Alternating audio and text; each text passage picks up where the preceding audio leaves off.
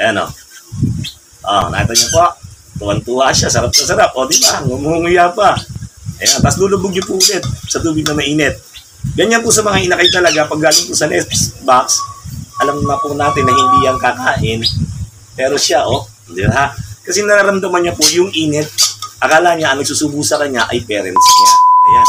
Andito na po yung ating ibon na in-unbox po natin. Galing po ito kay Sir Maki de la Cruz. Ayan po. Binigyan po tayo ng 3 ibon. Ang akala niya po kasi lalabas dito ay lahat blue fisher. Ngayon sabi niya, Sir, nagkaroon tayo ng problema. Yung dalawa po ay par blue. Yung isa ay blue fisher. Yung kamukha ni Buddy. Ayan po yung ibon. 3 piraso po ito. Dinala po sa ating kagabi ng rider. Ayun, si Serena yan. Ano? Ayun, si Sir ang nag-deliver. Ayan. Si Sir Arnold. Sir Arnold, shout out kay Sir Arnold. Thank you. Inapag natin yung rider dyan sa labas. Ngayon, pakainin na po natin ng ibon. Expected na po natin na hindi po ito kakain kasi galing po sa nest box. Ibig sabihin, nakukuha lang po sa nest box. So, hindi ito kakain sa hand-feed formula.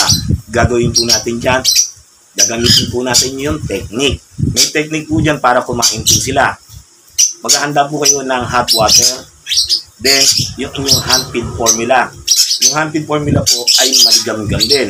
So, kailangan meron kayong mainit na tubig dito.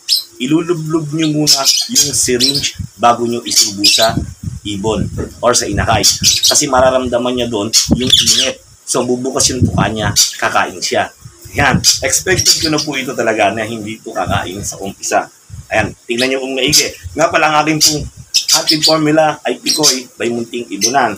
Maraming salamat po kay Sir Maki de la Cruz. Ayan. Binigyan po tayo ng mga inakay. So, papakain po tayo ng ibon. Ayan po ang magiging blue fisher. Ayan po siya. Yung dalawa po ay magiging par blue. So, ibinigay na rin sa atin ni Sir Maki. Ito po, tingnan niyo po maigi. Alam naman natin na hindi kakain to kasi galing nga po sa nest box. Ilulubog niyo po muna sa hot water. Ayan. Susubo to, hindi pwedeng hindi dahil kabisado ko na po yung mga ganitong style ng ibon. Okay. Ayan o. Nakita niyo po. Tuwan-tuwa siya. Sarap na sarap. O, diba? Ngumunguya pa. Ayan. Tapos lulubog niyo po ulit sa tubig na mainit. Ganyan po sa mga inakay talaga. Pag galing po sa nest box, alam na po natin na hindi yan kakain. Pero siya, diba? Kasi nararamdaman niya po yung init. Akala niya ang nagsusubo sa kanya ay parents niya. Ayan o. Nakita niyo po. Tuwan-tuwa siya. Sarap na sarap. O, diba? Ngumunguya pa. Ayan. Tapos lulubog niyo po ulit sa tubig na mainit. Ganyan po sa mga inakay talaga. Pag galing po sa nest box, alam na po natin na hindi yan kakain. Pero siya, diba? Kasi nararamdaman niya po yung init. Akala niya ang nagsusubo sa kanya ay parents niya. Yan.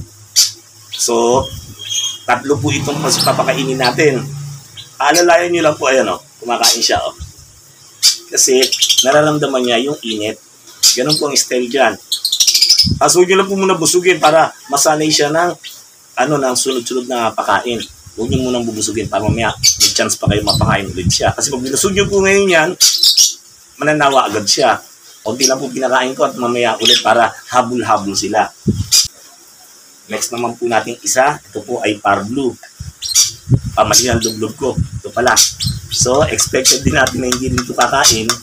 Siyempre, galing nga sila sa nest box. Pero, mainit po dapat. Ayan, Kaya niyo po. Diba? Parang akala mo matagal na sa akin. Akala mo hand-feed talaga siya, diba? Yun po yung style dyan. Tubig na mainit lang po. Para bumuka yung bibig, naman, ang sarap naman. Hindi tayo mahirapan magturo dito. Lakas lumamo na. Akala mo, hand-feed talaga. Magiging hand-feed at siyempre ito. Ayos pa. Ayun na. Lubog ulit. Pero marami siya nasubo. Okay, lubog ulit. Last. Tapos mamaya ulit. Sige, kain. Sige, rechada. Okay, mamaya ulit. Saan? Ito medyo malaki-laki buo na yung balahibo niya. Pero kaya po natin yan na kahit ba susunod at susunod natin yan. Pardo din po ito. Ayun, ang ilap. Kakain yan, hindi pwedeng hindi. Ang sarap yan eh. Ayan di ba? Nakala niya, magulang niya talaga ako eh. Tingnan niyo baigi di ba? Yung iba po, hindi po talaga alam yung diskarte, kaya nagtataka sila bakit daw ayaw kumain. Ilubog niyo po sa tubig na mainit. Ganun lang po yan. Then, masarap pa yung aking handmade formula. Siyempre, Tikoy yan, by Munting Ibunan. Shoutout po sa ating Tikoy, kay Mr. and Mrs. Munting Ibunan. Thank you po sa inyo. Aalagaan natin. May bago na naman tayong pakakainin. May bago na naman tayong i-handmade. Ayan Wow, ang galing naman. Tuntua naman siya. Ay, sarap na sarap siya, Mamaya po ulit ang pagpapakain. Ayan, nakita niyo na po yung technique. Muli, ako po si Kuya Onard, ang inyong handmade bird tricks tutorial. Magandang buhay po.